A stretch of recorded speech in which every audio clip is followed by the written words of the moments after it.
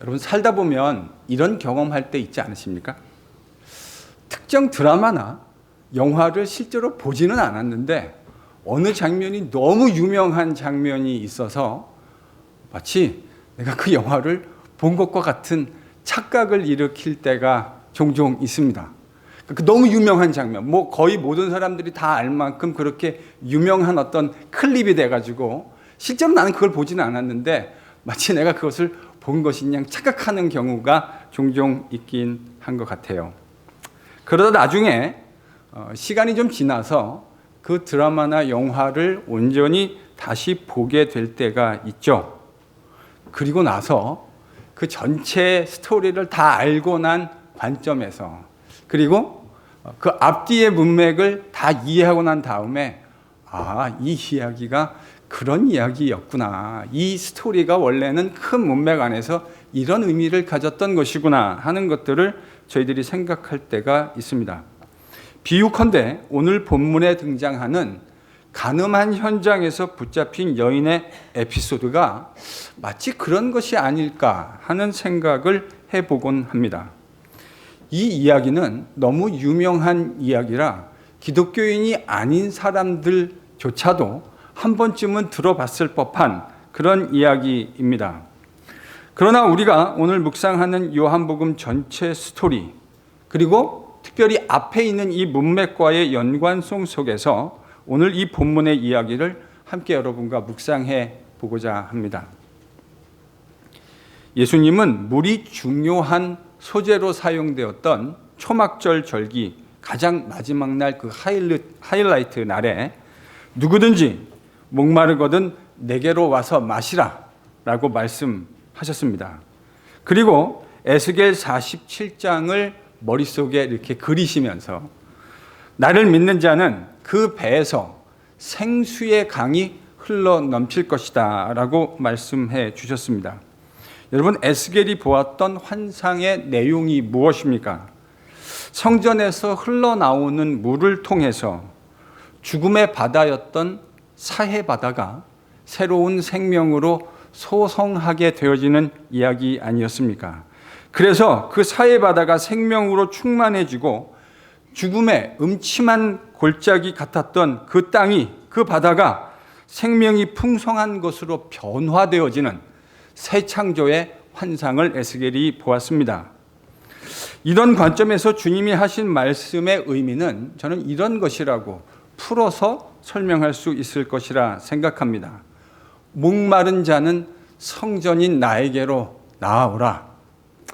성전인 나를 믿고 나와 교제하는 자에게 내가 새로운 생명으로 풍성하게 할 것이다. 나의 생명수를 마시는 자는 사망이 드리운 음침한 골짜기라 할지라도 생명으로 이내 풍성해질 것이며 사해바다처럼 생명의 소망이라고는 눈 씻고 찾아볼 수 없는 그 곳에 생명으로 충만해지는 역사가 일어나게 될 것이다. 사해바다가 온갖 물고기와 생명으로 충만해졌던 것처럼 그 인생이 생명의 역사로 충만하게 될 것이다. 주님은 자신 안에서 일어나고 있는 새 창조의 역사를 이렇게 저는 설명하셨다고 생각합니다. 여러분, 이런 새 창조의 역사를 누가 경험할 수 있다고 주님이 저희가 지난주에 묵상한 말씀에서 말씀하셨습니까? 어떤 사람이 이 새 창조의 풍성한 생명을 경험하게 되죠? 예수님을 믿는 자, 예수님께 나아오는 자, 그들이 성령의 사역을 통해서 이런 생명으로 풍성해지는 역사를 경험하게 될 것이다. 주님이 그렇게 말씀하신 겁니다. 새로운 성전이신 주님을 통해서 흘러가는 그 생명수로 말미암아 생명으로 충만해지는 역사가 나타나게 된다는 말씀입니다. 여러분, 이 생명으로 충만해지는 역사는 소수의 사람만 누리는 특권이 아닙니다.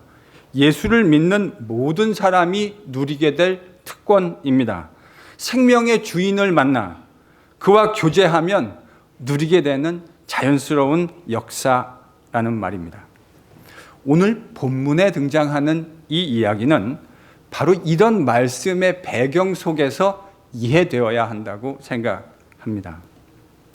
주님께서 초막절 마지막 날에 이 선포를 하시고 난 후에, 성전에서 사람들을 가르치시고 난 후에 감람산으로 물러가셨다가 다음날 아침에 주님이 다시 성전으로 되돌아오셨습니다.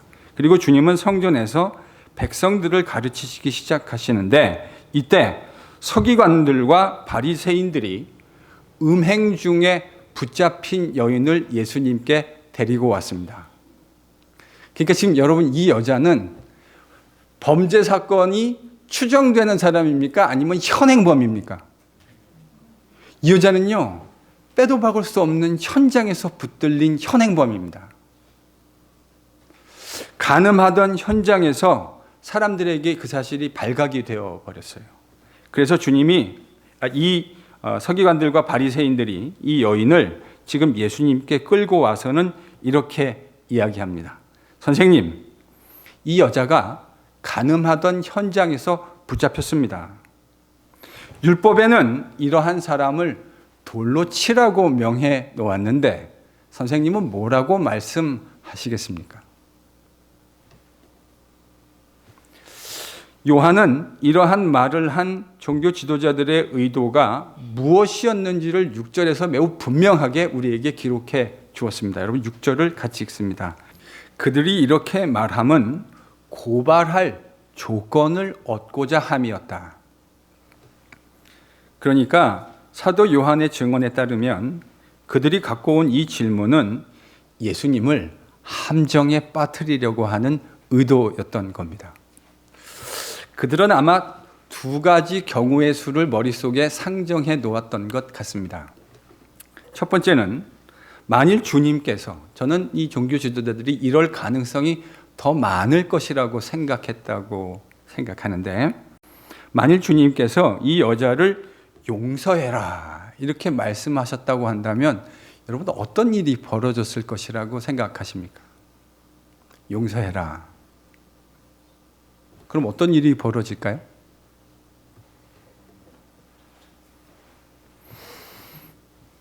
주님은 율법을 소중하게 생각했었던 그 당시 많은 경건한 유대인들로부터의 지지를 얻지 못하게 될 가능성이 매우 높습니다. 여러분, 예수님이 국민적으로 백성들에게 얻었던 지지라는 게 그런 거 아닙니까?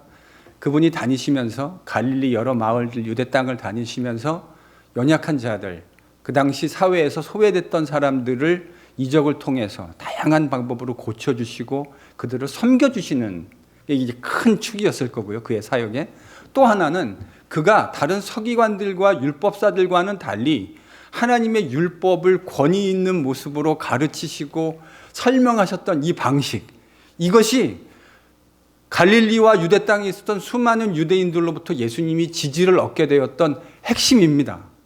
그런데 예수님이 지금 만약에 이 여자를 용서해 주라고 이야기했다고 한다면 이것은 예수님이 율법을 가볍게 취급한다고 하는 혐의점을 가지게 될 거예요. 여러분, 유대 땅에 있었던 어느 율법사나 서기관들도 율법을 이렇게 가볍게 취급할 수 없었습니다. 그런데 주님께서 만약에 이런 여자를 어떻게 처우하라고 하는, 어떻게 대우하라고 하는 율법이 분명하게 기록되어 있는데 그것을 무시하고 그냥 일방적으로 용서하라고 이야기했다면 주님은 상당히 곤란한 입장에 처하게 되셨을 거라는 말입니다. 많은 사람들, 지금 초막절 절기 아닙니까? 그 이제 끝물인데 많은 유대인들이 바로 떠나지 않았던 것 같아요. 그 지역에 여전히 성전에 머물러 있었던 것을 보면 많은 유대인들이 여전히 있었던 것 같은데 그 많은 사람들이 보는 목전에서, 그들 눈앞에서 목격하고 있는 바로 그 장면에서 주님이 율법을 가볍게 취급한다고 한다면 주님이 가지고 있었던 이 많은 지지를 잃어버릴 수 있는, 쉽게 상실할 수 있는 그런 상황이 되었던 거죠. 역으로 만약에 주님께서 이 여자를 율법에 기록한 대로 돌로 쳐서 죽여라 이렇게 명령했다면 또 어떤 일이 발생했을까요? 저 여자를 율법이 기록한 대로, 율법이 명한 대로 모세의 법에 따라 돌로 쳐서 죽여라 이렇게 얘기했다면 여러분, 이것도 매우 심각한 문제를 일으킬 수 있었을 것 같습니다. 틀림없이 율법은 가늠하다 잡힌 자를 돌로 쳐서 죽이라고 명령하고 있어요. 남자와 여자 둘을 모두 다. 지금 이 장면에서는 somehow 남자가 등장하지 않는데 정확한 이야기를 할 수 없습니다. 왜 남자가 등장하지 않는지는. 그런데 율법에 따르면, 신명기 율법에 따르면 가늠하다가 현장에서 붙잡힌 정혼한 여자나 결혼한 여자는 남자와 여자를 둘 다 돌로 쳐서 죽이도록 율법이 규정해 놓고 있다고요. 그런데 주님께서 율법에 기록된 대로 돌로 쳐서 죽여라 이렇게 명하면 뭐가 문제가 되냐면, 비록 율법은 그렇게 규정해 놓고 있기는 하지만 지금 예수님 당시 유대인들은 로마의 통치 아래에 있었습니다.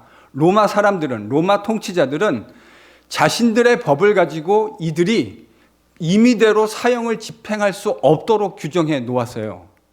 그러니까 만약에 주님이 여기서 율법대로 이 여인을 돌로 쳐서 죽여라고 명령을 한다면 이것은 유대 종교 지도자들로 하여금 예수님을 로마 당국에 고발할 수 있는 기가 막힌 고소권을 만들어주는 사건이 될 수 있었을 겁니다. 돌로 치라 하면 로마법을 어긴 것 때문에 고발될 것이고, 치지 말고 용서해 주라 하면 율법을 어긴 것으로 백성들의 지지를 상실할 수밖에 없는 기막힌 트랩에 주님이 걸리신 거죠.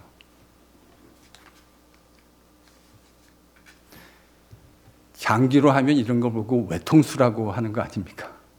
양수 겹장의 외통수에 딱 걸린 겁니다. 바로 이런 노림수를 염두에 두고 종교 지도자들은 예수님을 함정에 빠뜨리는 질문을 던진 겁니다. 그래 놓고 7절에 보면 이들은 예수님에게 빨리 대답하라고 지속적으로 종용했던 것 같습니다. 이렇게 생각하면서요, 이제 완벽하게 올무에 걸렸어 라고 생각하면서요. 여러분, 이때 주님이 그들에게 무엇이라고 말씀하셨습니까? 여기서 이제 오늘 우리가 살펴봐야 할 이야기의 이제 핵심부로 들어가게 됩니다. 여러분, 7절입니다. 7절을 같이 읽습니다. 예수님의 대답이 이거죠. 너희 중에 죄 없는 자가 먼저 돌로 치라. 저는 이 말씀을 묵상하면 할수록 예수님의 대답이 참 절묘하다 하는 생각을 하지 않을 수가 없습니다. 주님은 율법이 정한 대로 돌로 치라고 명령하셨습니다. 맞죠? 돌로 쳐라. 왜냐하면 율법이 그런 자를 돌로 치라고 규정하고 있기 때문에 돌로 치라고 말씀하셨어요. 절대로 주님께서 이 여자의 죄를 눈 감아 주신 게 아니에요. 주님은 돌로 치라고 명령하셨어요. 이 여자가 범한 간음죄는 율법이 정한 대로 틀림없이 돌로 투석해서 죽여야 할 죄목임에 틀림없습니다. 그래서 주님은 돌로 치라고 명령하셨습니다. 그런데 단서가 하나 달려있죠. 돌로 치되 누가 먼저 돌로 치라고요? 죄 없는 자가 먼저 돌로 치라. 여러분, 그 먼저란 단어가 참 중요합니다. 왜냐하면 원래 이와 같은 율법, 신명기 17장이 규정해 놓은 율법에 따르면 누가 돌로 먼저 쳤어야 했냐면 그것을 눈으로 목격한 아이 위트니스, 첫 번째 증인이 돌을 먼저 치게 되어 있었습니다. 율법의 규정이 그래요. 그래서 그 사람이 돌을 치면 또 다른 증인이 돌로 치고 함께 있었던 유대인 청중들이 함께 그 사람들을 돌로 쳐서 죽이게끔 되어 있었던 겁니다. 그러니까 지금 주님께서 요구하시는 이 말씀은 율법의 요구를 살짝 뛰어넘는 요구예요. 그러니까 어떻게 보면 이 율법이 정해놓은 그 스테이트먼트를 살짝 리비전한, 수정한 요구입니다. 율법은 1차 증인이 먼저 돌을 들어서 죄인들을 쳐서 죽이게끔 규정해 놨는데 주님은 1차 증인이 아니라 너희들 가운데 죄가 없는 자가 먼저 돌로 치라. 그러니까 아이위트니스가 먼저 돌로 치라라는 율법의 규정 대신 너희 가운데 죄가 없는 자가 먼저 돌로 치라. 이렇게 지금 살짝 율법의 규정을 바꾸어 놓으신 거예요. 저는 이것이 율법의 요구를 뛰어넘는 요구라고 생각합니다. 왜냐하면 신명기 율법에 어디를 보아도 사형 집행을 위해서 집행하는 사람들이 도덕적으로 무결하고 깨끗해야 한다고 하는 규정이 없기 때문입니다. 여러분, 신명기 율법에는 그 사형을 집행해야 하는 사람이 사형 집행을 당해야 하는 사람보다 도덕적으로 무결하고 깨끗해야 한다는 규정이 없어요.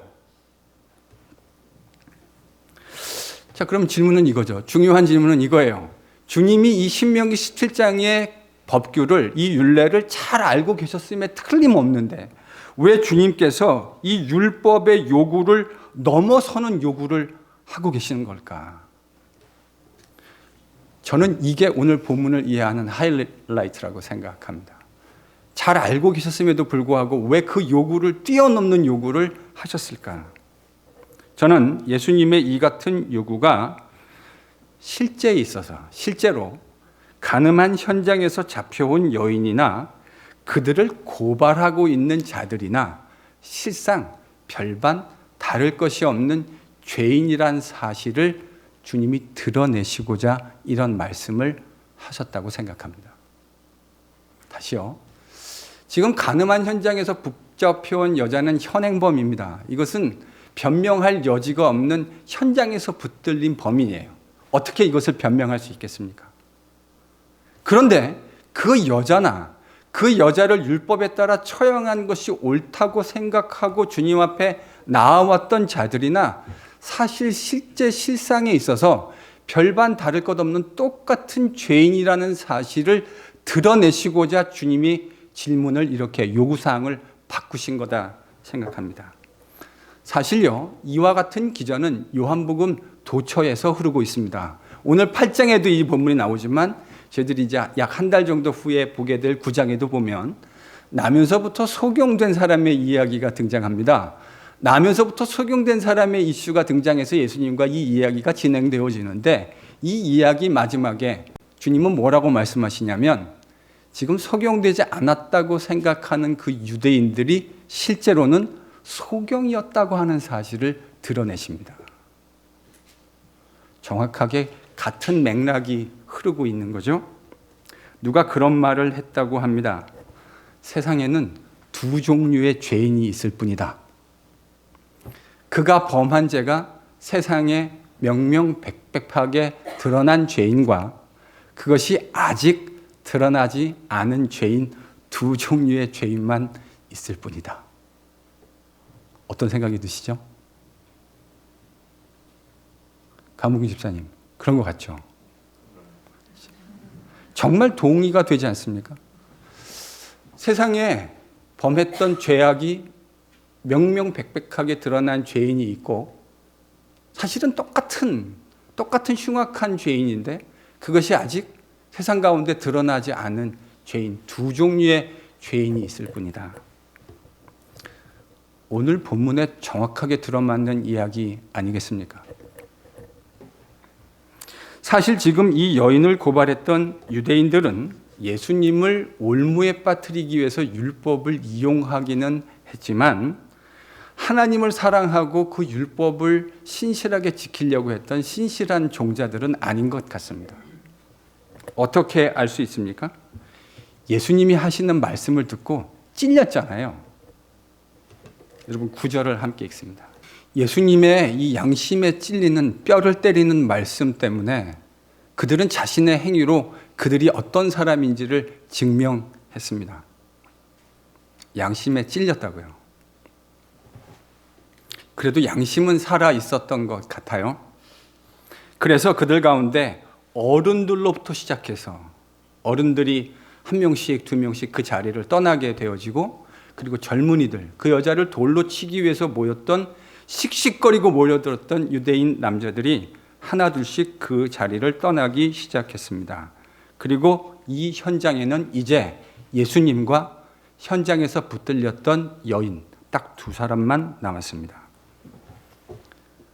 저는 요한의 이 묘사가 매우 적나라하면서 매우 상징적인 묘사이라는 생각을 하지 않을 수가 없습니다. 그녀를 정죄하고 돌로 쳐서 죽이려던 자들이 하나씩 둘씩 그 자리를 떠나가고 현장에는 이제 우리 주님과 이 여인만 덩그러니 두 명만 남았습니다. 요한이 이 묘사를 통해서 무슨 이야기를 하고 싶었다고 생각하십니까? 저는 매우 상징적인 의미가 담겨 있다는 생각을 하지 않을 수가 없어요. 이런 의미인 것 같아요. 이제 사실은 많은 유대인 남자들이 지금 이 여인을 정죄하고 죽이기 위해서 몰려들었습니다.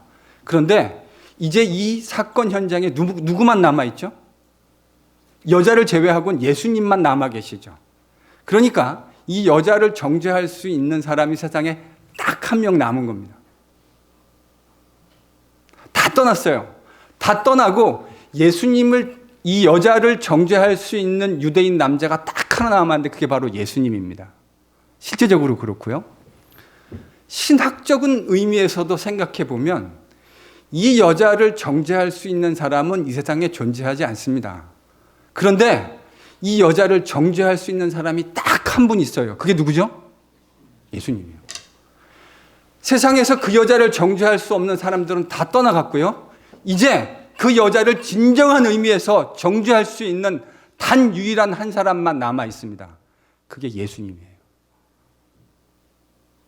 저는 요한이 이 그림을 우리에게 일부러 회화적으로 그려주고 있다고 생각합니다.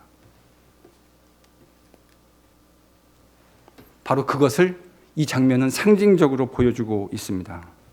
여러분, 이 이야기를 지금은 유대인과 예수님의 입장에서 저희들이 생각해 봤는데 이 여자의 입장에서 이 장면을 다시 한번 돌아가 보죠. 가늠한 현장에서 잡힌 여자의 입장에서 생각해 본다면 지금 이 장면이 얼마나 수치스럽고 두렵고 살떨리는 장면이었겠습니까? 자신을 고발하려고 했던 수많은 유대인들이 이제 예수님의 말씀 한마디면 그들이 준비해왔던 그 돌들을 들어서 여자를 향해서 내치려고 분기탱천해서 지금 씩씩거리고 있는 바로 그 장면입니다.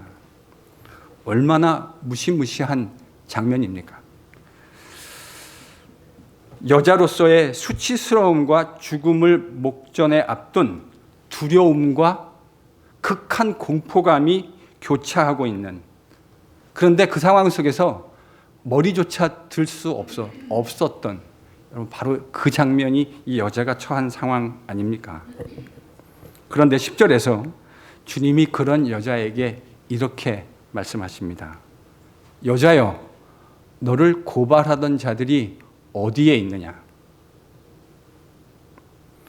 너를 정죄하는 자가 없느냐?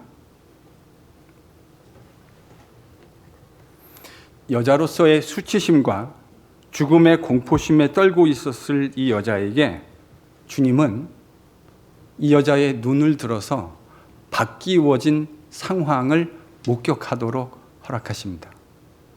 지금 두려움과 공포에서 얼굴조차 제대로 들고 있을 수 없었던 상황인데 이제 눈을 들어서 상황이 어떻게 바뀌었는지를 보여주십니다. 수치와 두려움에 제대로 쳐다볼 수도 없었을 여자에게 그 여자를 죽이려 했던 사람들이 단 한 명도 남아있지 않다라는 사실을 그 여자의 눈으로 확인시켜 주시고 싶으셨습니다. 그리고는 우리 주님께서 11절에서 이렇게 말씀하십니다.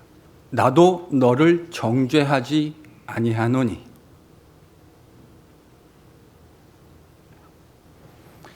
예수님은 지금 죽음 목전에 서 있었던 여자에게 새로운 삶을 살 수 있는 기회를 허락해 주신 겁니다.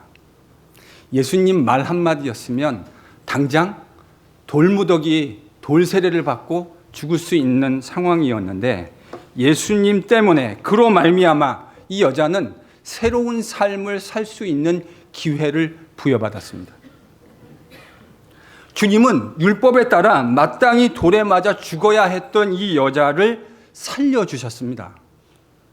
정죄할 수 있는 유일한 분이신데 그녀를 정죄하는 대신 그녀를 살려주시는 방법을 택하셨습니다.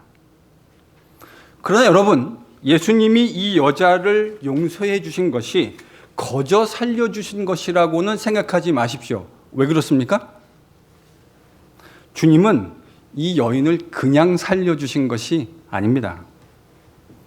수치와 두려움으로 떨며 돌에 맞아 죽어야 했던 그 여자 대신에 십자가에서 친히 발가벗겨서 모든 사람들이 보는 앞에서 수치를 당하시는 방법을 선택하심으로 이 여자를 용서해 주신 겁니다.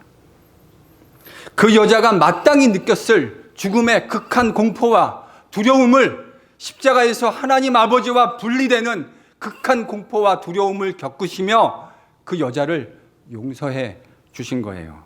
저는 요한이 그 이야기를 우리에게 하고 싶었을 것이라고 생각합니다. 십자가의 끔찍한 두려움의 공포와 죽음을 주님께서 몸소 겪었기 때문에 이 여자를 이 자리에서 무죄방면해 줄 수 있는 은혜가 주어지게 된 거란 말입니다. 저는 우리가 지난주 묵상했던 초막절 그 마지막 날에 주님이 선포하신 말씀의 관점에서 오늘 본문을 다시 묵상해야 한다고 생각합니다. 주님은 에스겔 47장 새로운 창조의 이야기가 생각나게 하시는 방식으로 당신께 나오는 자는 생명의 강에서 흘러넘치는 생명으로 풍성하게 될 것이라고 말씀해 주셨습니다. 그리고 주님은 이 선포하신 말씀을 바로 다음 날 이 여자의 삶 속에서 적용해 주고 계십니다. 주님은 말만 하신 것이 아니군요.